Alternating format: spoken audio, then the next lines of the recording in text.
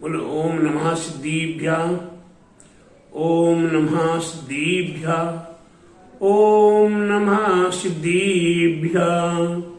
मंगलम भगवान वीरो, मंगलम गोतिमो गणी, मंगलम कुंदी कुंद्यार्यो, जीन धरिमोस्त मंगलम। सर्व मंगल मांगल्यम, सर्व कल्याणकारिकम, प्रधानम सर्वधर्माणां, जैनं जेतुशासिनं, जैनं जेतुशासिनं, जैनं जेतुशासिनं। बोले सभी जिन धर्म की जय, बोले विश्व धर्म की जय, श्री मानव धर्म की जय। श्री वर्तमान जी शासन के नोएडा में विराजमान महावीर भगवान की जय। तीक्षित नेमीगिरी नेमी नगर में मूल्य विराजमान श्री 1008 आदिनाथ भगवान की जय। द्वादशांगी जीन वाणी माता की जय। प्रियाचार्य गुरु 108 परम तपस्वी वनचरी परमितिशी शांति शिरोमणि 5 वर्ष की जल के त्यागी स्वतंत्र सेनानी, ज्ञान वृद्धि तपो वृद्धि वयो वृद्धि 5 वर्ष के जल के त्यागी स्वतंत्र सेनानी आचार्य गुरु 108 नेमी सागर जी महाराज की जय। भव्य आत्माओं, यहाँ प्रसंग चल रहा है द्वादशांग जिनवाणी माँ। जिनवाणी माँ के अंतर्गत 11 अंग और 14 पूर्व। इस 11 अंग और 14 पूर्व में हम भव्य आत्माओं के लिए एक एक रहस्य, महारहस्य को, अनेकों प्रकार की गुंथियों को सुलझाने के लिए हमारे पूर्व आचार्यों ने, तीर्थंकरों ने, महापुरुषों ने हम भव्य आत्माओं पर महान उपकार करके ये सुरक्षित रखते हुए हम भव्य आत्माओं को दिया है। ऐसे ही द्वादशांग जिनवाणी माँ के अंतर्गत यहाँ 14 पूर्व का वर्णन चल रहा है। 14 पूर्व में वे अंग आ रहा है जिसे कहा जा सकता है कि 12वां अंग। वे है प्राणावाद पूर्व अंग। प्राणावाद पूर्व हमारे आपके प्राणों की रक्षा, हमारे प्राण कैसे सुरक्षित रहे, इस बात को बताने का प्रयास किया है। आज इस संसारी प्राणी अनेकों प्रकार की बीमारियों से ग्रसित है। इस शरीर के अंदर जितने रोम हैं, जितने बाल हैं, उतने ही बवाल हैं, उतने ही हमारे शरीर में रोग समाये हुए हैं। कब कौन सा रोग भड़क जाए, कौन सा रोग हमारे लिए सतावे को तैयार हो जाए, कोई पता नहीं है। कब हमारे असाता वेदनी कर्म के उदय हो जाए, और असाता वेदनी कर्म के उदय होते ही रोग कौन सा, कब, कहाँ, वात पित्त कफ के रूप में ये रोग शरीर हमारा वात पित्त और कफ के ऊपर आधारित है। इनमें कब कम माँ बड़ी हुआ करती है, कब वात बढ़ जाए, कब पित्त बढ़ जाए, कब शीत बढ़ जाए, कब कफ बढ़ जाए, कोई पता नहीं। सर्दी गर्मी बरसात का मौसम हुआ करता है। मौसम की संधि के समय में नाना प्रकार के रोग उत्पन्न हुआ करते हैं। हमारे आपके खान पान पर नियंत्रण न होने से कब किस वस्तु के साथ कौन सी वस्तु खाई तो उसके माध्यम से भी रोग उत्पन्न हो जाते हैं।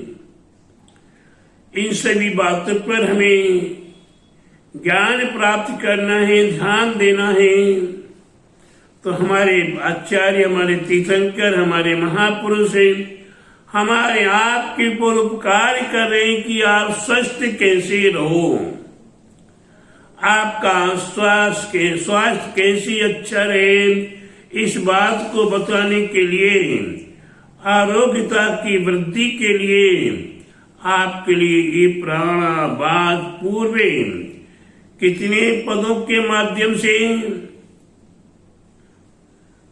13 करोड़ पदों के माध्यम से हमें बताने का प्रयास किया है। शरीर में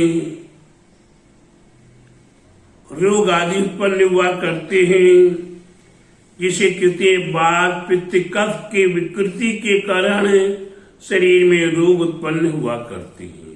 उन्हीं सभी रोगों के निवारण करने के लिए पथ्य और अपथ्य के साथ में, पथ्य परहेज के साथ में हमें बताने का प्रयास किया है हमारे आचार्यों ने। यंत्र मंत्र तंत्र के माध्यम से, टोना टोटका आदि के माध्यम से नाना प्रकार के रोग उत्पन्न हुआ करते हैं।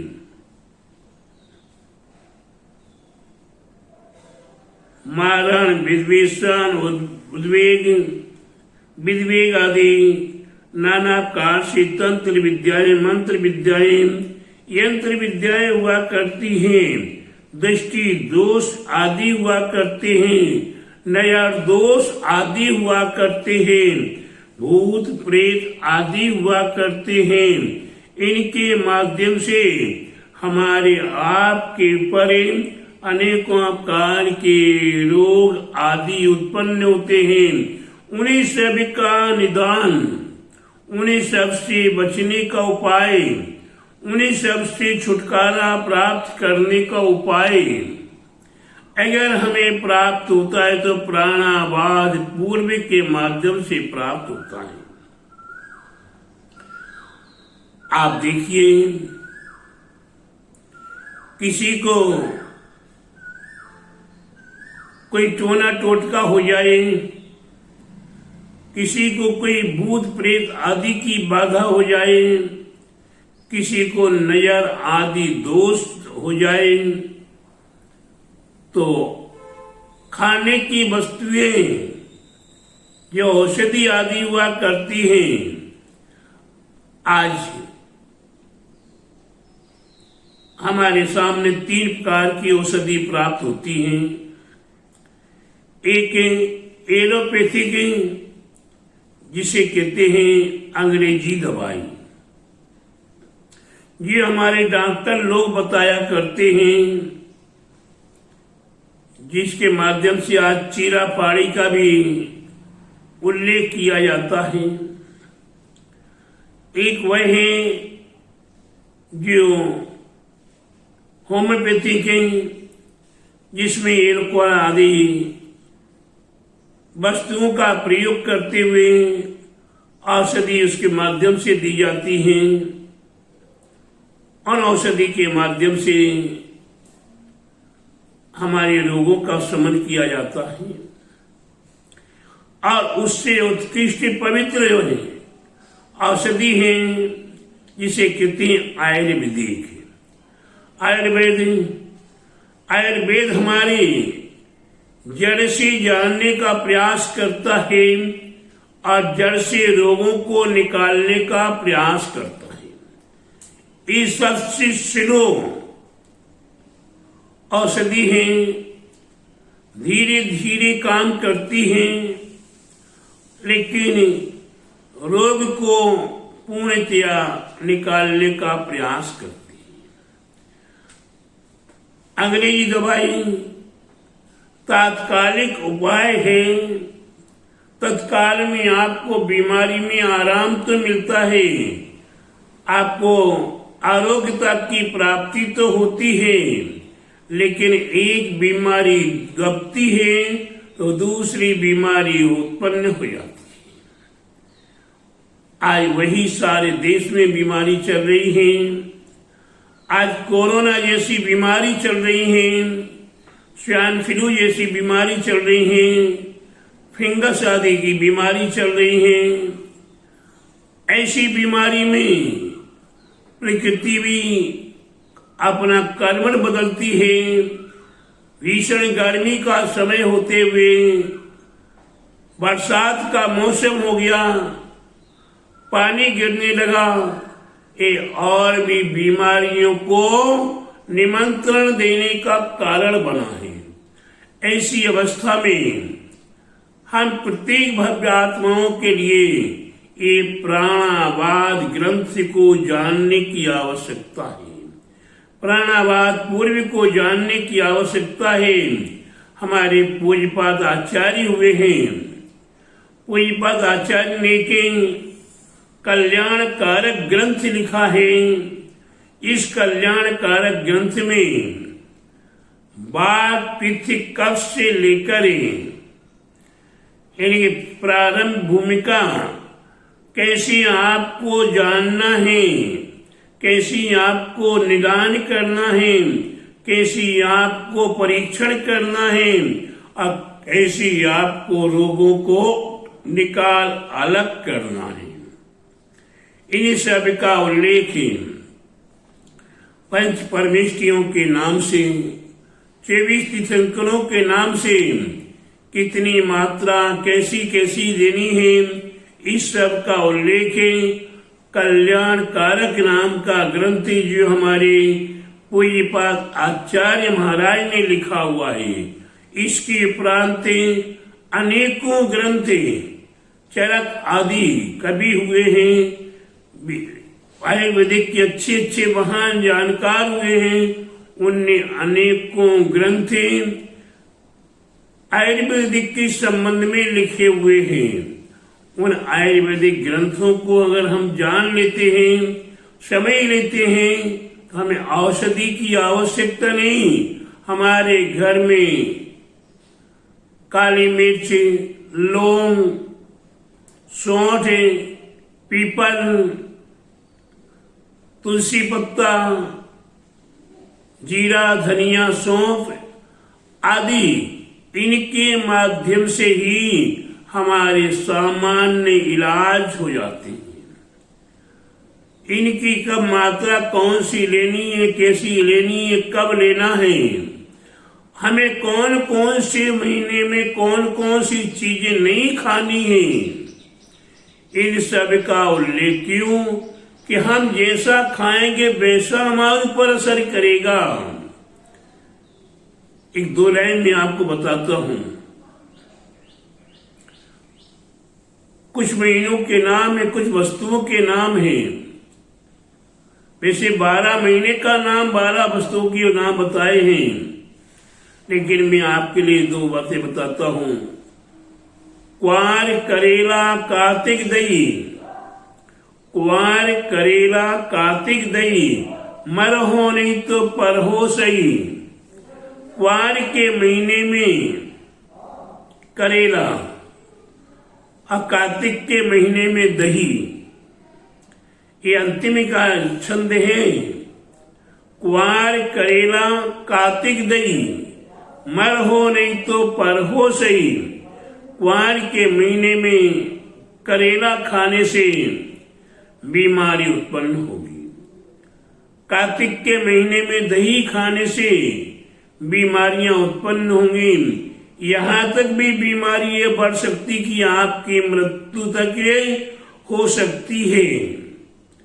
अगर मृत्यु नहीं हुई तो बीमारी होकर आपको पड़ना तो पड़ेगा ही पड़ेगा।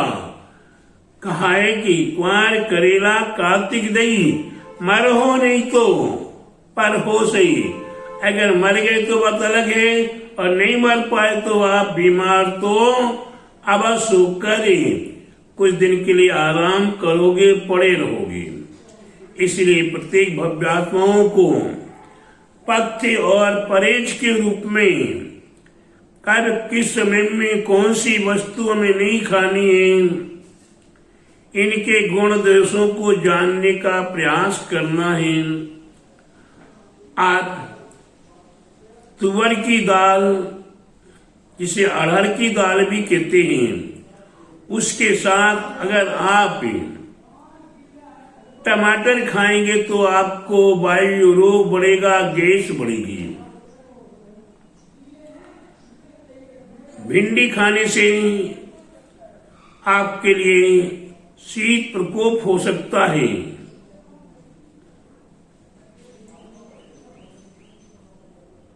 गरम गरम दूध पी रहे हैं और आपको दस्त की प्रॉब्लम है तो और ज्यादा दस्त लगेगी।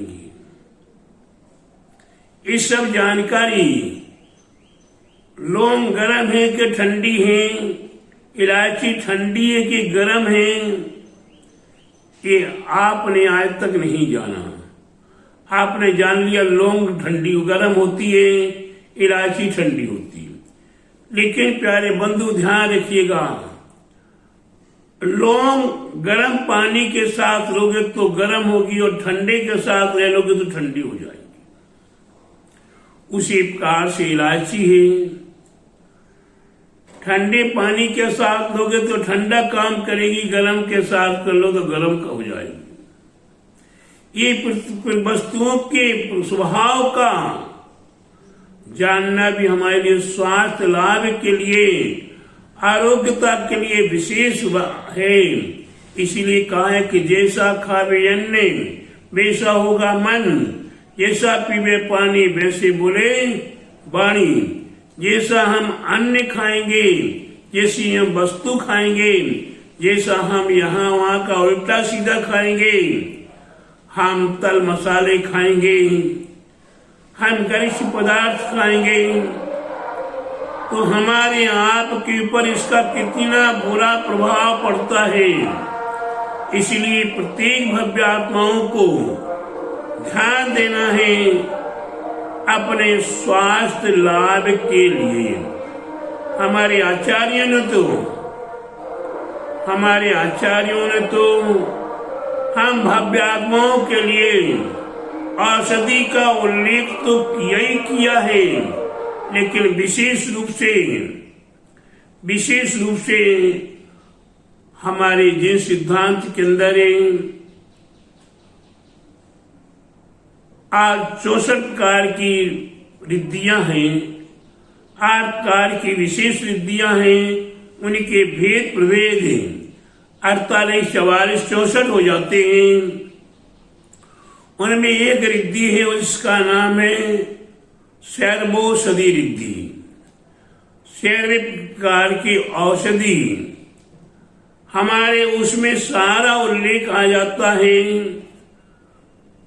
वह औषधि हमारे जीवन में स्वास्थ्य लाभ देती है। हमारे साधु संतों को ये रिद्धि प्राप्त होती है।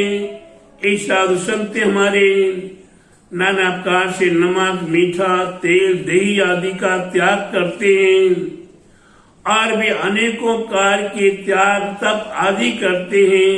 उनके माध्यम से रिद्धि प्राप्त हुआ करती है।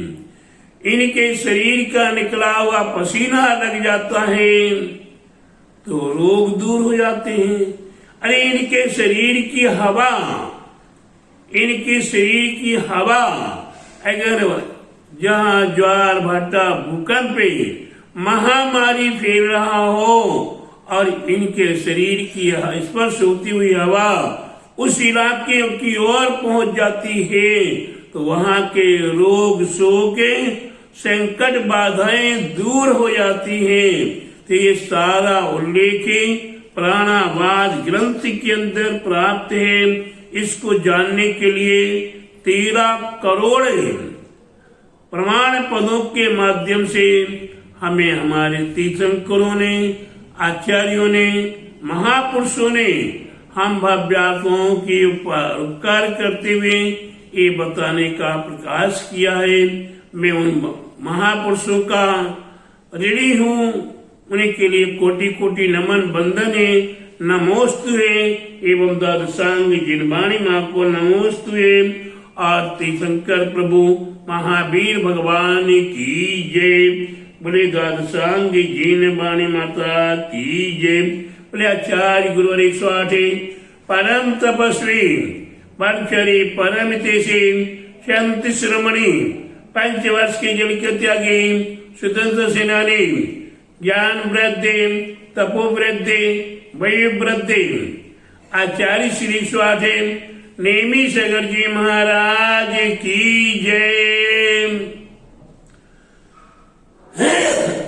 या वाणी के जानते सूजे लोकालोक शिवाणी मस्तके नमो सदा देत मोढोक हे जिन वाणी भारती तुझ पोदिन रेन जो तेरी शरणांगे सो पावे सुख चैन देव अर्हंति को गुरु से निर्ग्रंथे दया धर्म पालो सदा यही मोक्ष का पंथ।